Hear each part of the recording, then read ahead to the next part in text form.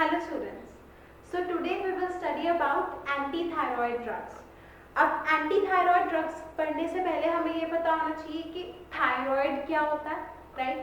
तो थायराइड जो है ये हमारे पास it is a gland that is present in our body. जो थायराइड ग्लैंड है ये हमारे पास पिट्यूटरी ग्लैंड के बिल्कुल हमारे पास नीचे प्रेजेंट होता है. हमारे थ्रोट के अराउंड हमारे पास जनरली जो थायराइड ग्लैंड है वो प्रेजेंट होता है. अब एंटी थायराइड ड्रग्स के नाम से हमें क्या समझ आता है कि एंटी थायराइड ड्रग्स वो ड्रग्स होंगी जो हमारे पास जो थायराइड ग्लैंड से हमारे पास हार्मोन्स प्रोड्यूस होते हैं उनका जो एक्शन है उनको रिवर्स करने में हेल्प करेगी, या फिर हमारे पास थायराइड की एक्टिविटी को डिक्रीज करने के लिए जो ड्रग्स हमारे पास यूज होती हैं वो ड्रग्स क्या होंगी? Anti thyroid drugs. तो अब एंटी थायराइड ड्रग्स पढ़ने से पहले हम कवर करेंगे कि थायराइड ग्लैंड से हमारे पास हार्मोन्स कौन से प्रोड्यूस होते हैं और उन हार्मोन्स की अगर हमारे पास जो सिक्रीशन है वो इंक्रीज हो जाए या डिक्रीज हो जाए, या फिर ऐसी कौन सी डिसऑर्डर्स हैं जिनके अंदर हमें एंटी थायराइड ड्रग्स का यूज हमारे पास रिस्पॉन्सिबल होता है, या फिर हमें जो यूज किया जाता है एंटी थायराइड ड्रग्स का. So let's begin with thyroid gland. अब जो thyroid gland है, thyroid gland हमारे पास मेजरली 3 हार्मोन्स प्रोड्यूस करता है. जो thyroid gland है, thyroid gland produces 3 हार्मोन्स. अब सबसे पहला हमारे पास जो हार्मोन प्रोड्यूस करता है that is thyroxine. T3 hormone, T4 hormone बोलते हैं टेट्रा आइडो थायरॉक्सिन. थायरोनिन हमारे पास हार्मोन प्रोड्यूस करता है thyroid gland. अब थायरॉक्सिन के अलावा हमारे पास ट्राइआइडोथ्रायोनिन हमारे पास हार्मोन प्रोड्यूस होता है T3, और उसके अलावा लास्टली हमारे पास कैल्सीटोनिन प्रोड्यूस करता है थायराइड. तो कौन से हार्मोन्स प्रोड्यूस करता है? सबसे पहले थायरॉक्सिन जिसको हम बोलते हैं. सो थायराइड ग्लैंड जो है वो कौन से हार्मोन प्रोड्यूस करता है? थायरॉक्सिन जिसको हम बोलते हैं T4. अब T4 जो हार्मोन है इसकी हमारे पास क्या होता है? T4 जो है वो क्या रिप्रेजेंट करता है? टेट्रा आइडोथ्रायोनिन जो हमारे पास हार्मोन होता है that is known as thyroxine. अब थायरॉक्सिन के अलावा हमारे पास जो नेक्स्ट हार्मोन प्रोड्यूस करता है थायराइड ग्लैंड दैट इज ट्राइआइडोथ्रायोनिन.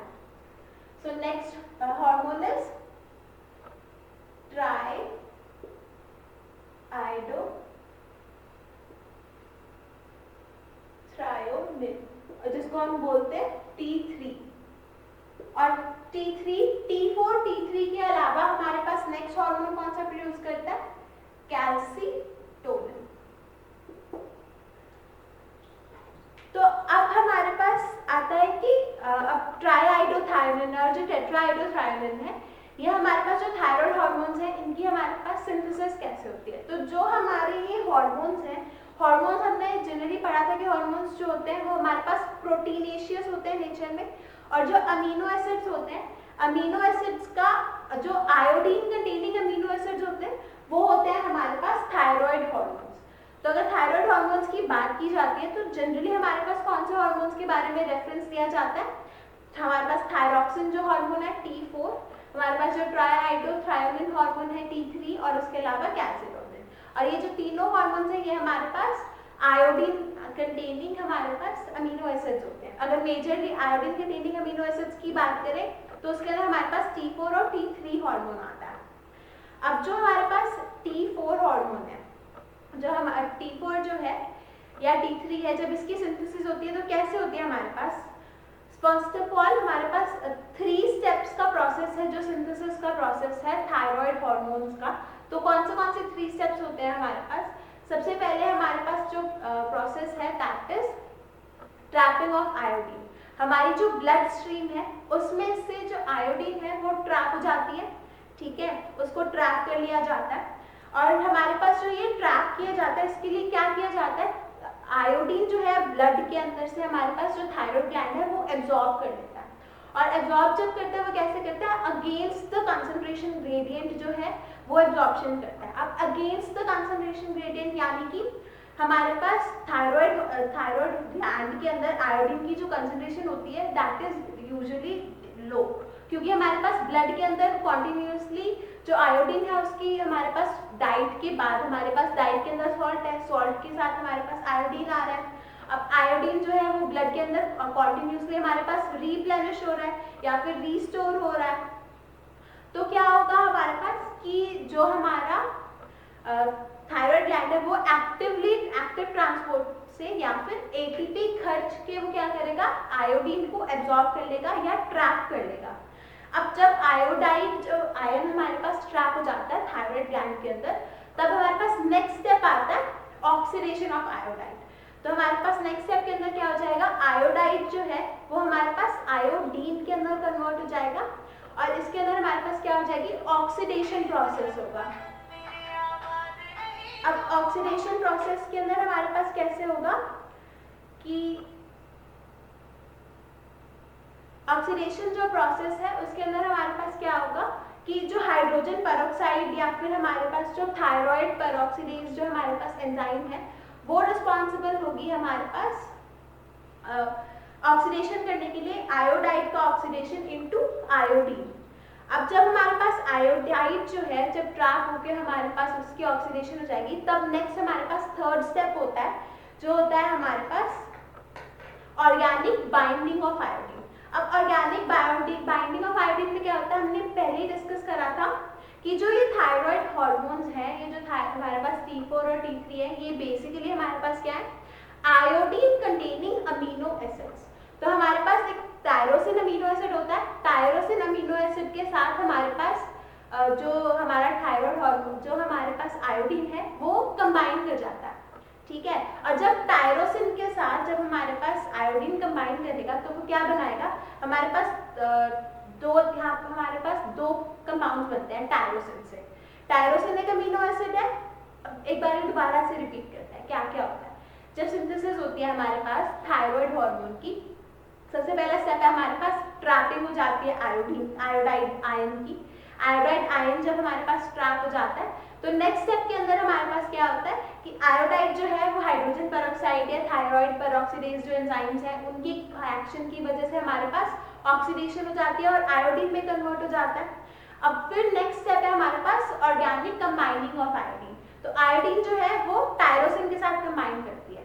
अब टायरोसिन हमारे पास एक अमीनो एसिड है, जब उसके साथ अब हमारे पास आयोडीन कंबाइन करेगी तो हमारे पास दो केसेस हो सकते हैं, या तो हमारे पास डाईआइडो टायरोसिन बनेगा या फिर हमारे पास मोनोआइडो टायरोसिन बनेगा।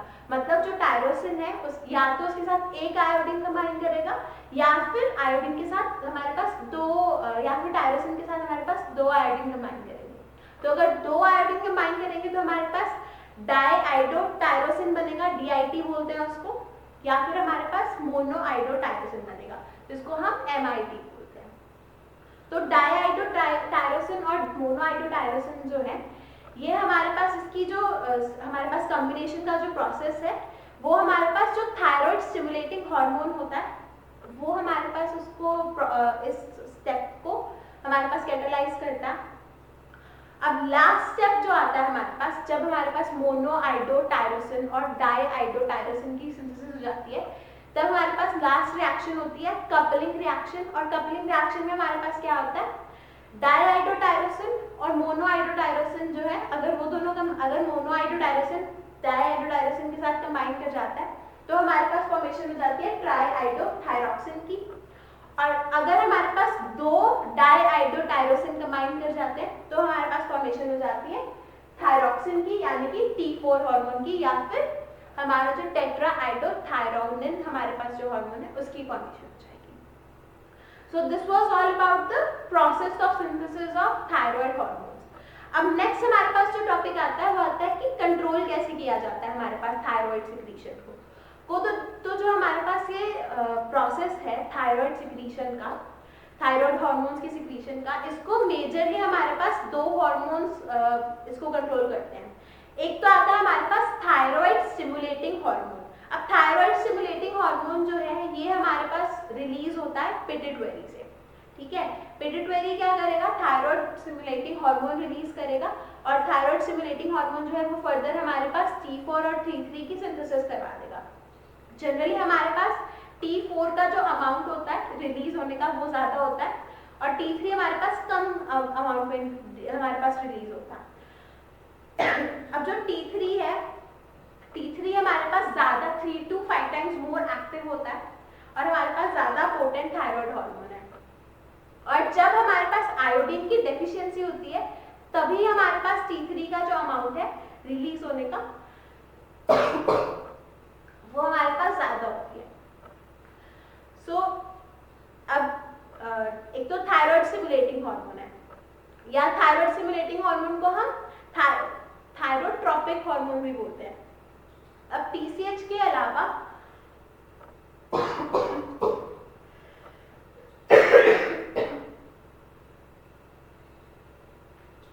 अब TSH जो हार्मोन है thyroid stimulating hormone, thyroid stimulating hormone के अलावा हमारे पास नेक्स्ट एक और जो हार्मोन होता है that is thyroid releasing hormone. और थायराइड रिलीजिंग हार्मोन TRH जो हार्मोन है ये हमारे पास रिलीज होता है हाइपोथैलेमस से।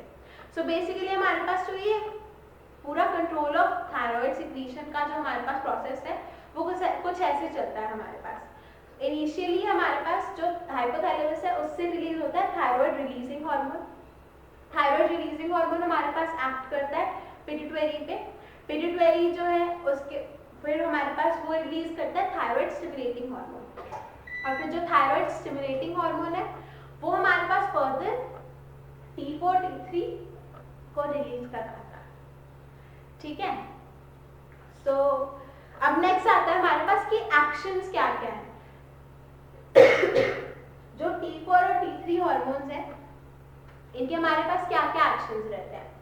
तो जो T4 और T3 हमारे पास थायराइड के जो हमारे पास हार्मोन्स हैं ये हमारे पास रिस्पॉन्सिबल होते हैं ग्रोथ और डेवलपमेंट के लिए। फर्स्ट ऑफ ऑल तो हमारे पास फ्रॉम द सिंस बर्थ जो हमारी ग्रोथ होती है, जो हमारे पास मैचुरेशन आती है, उसके बाद प्यूबर्टी आती है, हमारे ये सारे के सारे जो प्रोसेसेस हैं जो हमारे पास हमारी बोन डेंसिटी का इफेक्ट, हमारे पास बोन डेंसिटी के अंदर चेंजेस होते हैं और हमारे पास जो नर्वस सिस्टम का डेवलपमेंट होता है, जो हमारे पास ऑर्गन्स के अंदर डेवलपमेंट होता है, हमारे लिम्स का डेवलपमेंट होता है।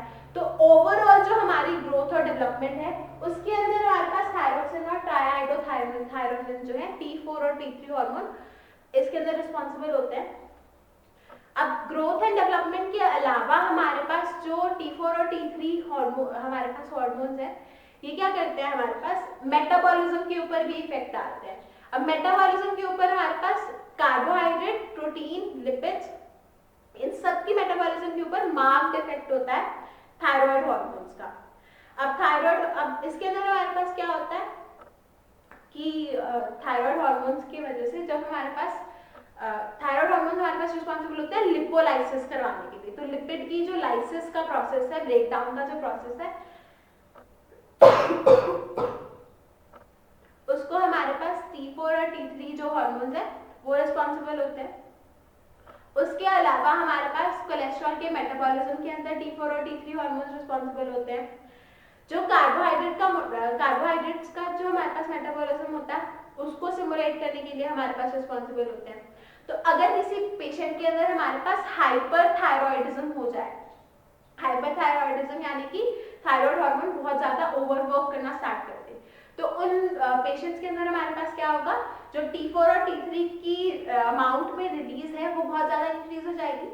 और due to the increase in the amount of T4 and T3 hormone हमारे पास नेक्स्ट क्या हो जाता है कि जो हमारे पास मेटाबॉलिज्म इंक्रीज कर रहा है, तो कार्बोहाइड्रेट की भी मेटाबॉलिज्म इंक्रीज हो रही है, प्रोटीन्स की भी, लिपिड्स की भी। तो जब हमारे पास कार्बोहाइड्रेट्स की मेटाबॉलिज्म इंक्रीज हो जाती है तो ड्यू टू हाइपरथायरॉइडिज्म हमारे पास पेशेंट के अंदर हाइपरग्लाइसीमिया या डायबिटिक जो हमारे पास कंडीशंस होती हैं वो अपीयर होती है। अब सबसे पहले हमारे पास क्या एक्शन था थायराइड हार्मोन्स का, सबसे पहले था हमारे पास ग्रोथ एंड डेवलपमेंट। उसके बाद नेक्स्ट था हमारे पास मेटाबॉलिज्म का इफेक्ट करता है, मेटाबॉलिज्म के अंदर लिपोलाइसिस करवा देता है, कोलेस्ट्रॉल मेटाबॉलिज्म करवा देता है। उसके बाद हमारे पास कार्बोहाइड्रेट मेटाबॉलिज्म करवा देता है जिसके अंदर हमारे पास हाइपरग्लाइसीमिया जैसे कंडीशन आते हैं।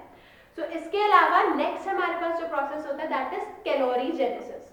अब कैलोरीजेनेसिस के अंदर क्या मतलब है, हमारे पास जो ऑक्सीजन कंजम्पशन होती है एक बॉडी की उसको हमारे पास थायराइड हार्मोन्स जो है वो इंक्रीज करवा देते हैं। और उसके अलावा हमारे पास जो मेटाबॉलिक रेट होता है, बेसल मेटाबॉलिक रेट जो होता है उसको स्टिमुलेट कर देता है। जिसकी वजह से हमारे पास जो प्रोसेसेस हैं वो एनाबॉलिक जो प्रोसेसेस हैं वो बहुत ज़्यादा इंक्रीज होने लग जाते हैं और हमारे पास जो एनर्जी की प्रोडक्शन है वो बहुत ज़्यादा इंक्रीज हो जाती है। अब नेक्स्ट आता है हमारे पास कार्डियोवैस्कुलर सिस्टम के ऊपर इफेक्ट। तो कार्डियोवैस्कुलर सिस्टम के ऊपर हमारे पास जो थायराइड हार्मोन्स हैं वो क्या इफेक्ट करते हैं, हार्ट रेट इंक्रीज कर देते हैं, कार्डियक आउटपुट इंक्रीज कर देते हैं, जो फोर्स ऑफ कॉन्ट्रैक्शन होता है उसको इंक्रीज कर देते हैं। सो अब इसकी वजह से जो अगर हाइपरथायरॉयडिज्म हो जाए किसी पेशेंट के अंदर तो हाइपरथायरॉयडिज्म की वजह से हमारे पास कंजेस्टिव हार्ट फेलियर हो सकता है पेशेंट के अंदर, एंजाइना हो सकता है और हाइपरटेंशन कॉज हो सकता है। सो कार्डियोवैस्कुलर सिस्टम के अलावा हमारे पास नर्वस सिस्टम को भी अफेक्ट करता है हमारा जो थायराइड हार्मोन्स है। नर्वस सिस्टम के ऊपर हमारे पास जो थायरॉक्सिन हार्मोन है, थायरॉक्सिन हमारे पास इम्पोर्टेंट नेसेसरी होता है माइलिनेशन, जो हमारे पास नर्व्स की हमारे पास माइलिनेशन होती है। अगर आपको न्यूरॉन का डायग्राम याद हो तो न्यूरॉन के डायग्राम के ऊपर हमारे पास एक माइलिन शीथ हम बनाते थे। तो जो माइलिन शीथ थी वो हमारे पास फास्टर कंडक्शन के लिए रिस्पॉन्सिबल थी। हमारे जितने भी सिग्नल्स प्रेजेंट है हमारे पास माइलिनेटेड और नॉन माइलिनेटेड न्यूरॉन्स थे। तो जो वो माइलिन शीथ की हमारे पास प्रेजेंस होती है वो हमारे पास थायराइड ग्लैंड, थायराइड हार्मोन की एक्शन की वजह से होती है। अगर हमारे पास जो थायराइड हार्मोन्स है उसका प्रोडक्शन जो है वो डिक्रीज हो जाए तो हमारे पास जो माइलिनेशन का प्रोसेस है वो इनकम्प्लीट रह जाता है और पुअर माइलिन शीट्स बनती हैं।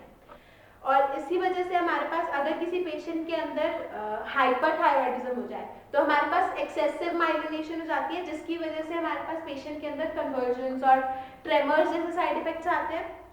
और अगर किसी के अंदर माइलिन शीट हाइपोथायरॉयडिज्म की वजह से अगर माइलिन शीट जो है वो प्रॉपर नहीं बनती तो हमारे पास क्या हो जाता है कि माइलिन शीट अगर प्रॉपर नहीं बनती तो जो रिफ्लेक्सेस होते हैं हमारे पास, जो आप अल्टीमेटली हमारी बॉडी का जो हमारे पास नेक्स्ट आंसर आता है किसी भी सिचुएशन के अंदर, वो रिफ्लेक्सेस जो है वो स्लो हो जाते हैं और हमारे पास मेंटल रिटार्डेशन हो जाती है।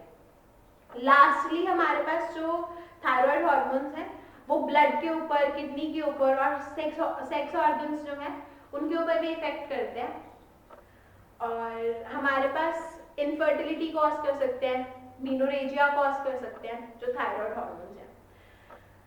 अब नेक्स्ट आता है हमारे पास मैकेनिज्म ऑफ एक्शन। तो जो हमारे पास थायराइड हार्मोन्स हैं, थायराइड हार्मोन्स हमारे पास जो अपना एक्शन शो करते हैं, ये अपना एक्शन शो करते हैं with the help of thyroxine. हमारे पास जो रिसेप्टर्स होते हैं, थायरॉक्सिन रिसेप्टर्स के हेल्प से हमारे पास थायराइड हार्मोन्स अपना एक्शन शो करते हैं। हमारे पास थायरॉक्सिन रिसेप्टर ए और थायरॉक्सिन रिसेप्टर बी प्रेजेंट होता है बॉडी के अंदर और हमारे पास स्पेसिफिक एमआरएनए कॉम्प्लेक्सेस की हेल्प से हमारे पास जो एक्शन है वो थायराइड हार्मोन्स का हमारे पास विजिबल होता है। सो नेक्स्ट आता है हमारे पास अब डिसऑर्डर्स ऑफ थायराइड ग्लैंड। अब डिसऑर्डर्स ऑफ थायराइड फंक्शन के अंदर हमारे पास क्या आएगा कि या तो हमारे पास जो थायराइड ग्लैंड है अगर उसके साइज के अंदर या उसके शेप के अंदर या फिर उसकी सिक्रीशन के अंदर चेंजेस हो जाए तो basically that will lead to a disorder in the thyroid gland, right. अगर हमारे पास थायराइड ग्लैंड के अंदर कोई हमारे पास डिसऑर्डर हो जाता है तो थायराइड ग्लैंड के अंदर अगर डिसऑर्डर हो गया तो वो किस लिए रिस्पॉन्सिबल होगा, वो हमारे पास जो थायराइड के एक्शंस आ रहे थे हमारे पास ग्रोथ एंड डेवलपमेंट के अंदर, मेटाबॉलिज्म के अंदर और नर्वस सिस्टम के अंदर, माइलिनेशन के अंदर, कार्डियोवैस्कुलर सिस्टम के अंदर, कैलोरी जेनेसिस के अंदर, तो अगर हमारे पास कोई भी डिसऑर्डर आएगा तो वो डायरेक्टली हमारे पास जो थायराइड हार्मोन्स की वजह से जो इफेक्ट्स है उनको हमारे पास उनको हिंडर करेगा या फिर उनके अंदर चेंजेस आएंगे।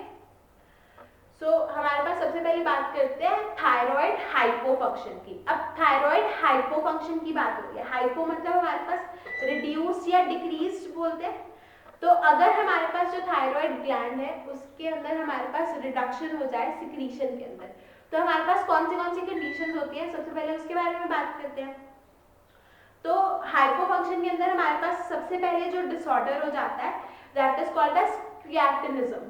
अब क्रिएटिनिज्म क्या होता है हमारे पास, क्रिएटिनिज्म जो होता है इट इज अ डिसऑर्डर जिसके अंदर जब एक कोई इन्फेंट है या फिर फीटस जो है, फीटस हमारे पास जो थायराइड ग्लैंड होता है वो फीटस के अंदर हमारे पास डेवलप होना स्टार्ट हो जाता है और जब हमारे पास थायराइड ग्लैंड फीटस के अंदर किसी के अंदर डेवलप होना स्टार्ट हो जाता है तब क्या होता है हमारे पास कि हम अब हमारे पास इन्फेंट्री में जब हमारे पास न्यूबॉर्न बेबीज हैं उसके अंदर भी थायराइड ग्लैंड जो है वो हमारे पास डेवलप होता है धीरे धीरे।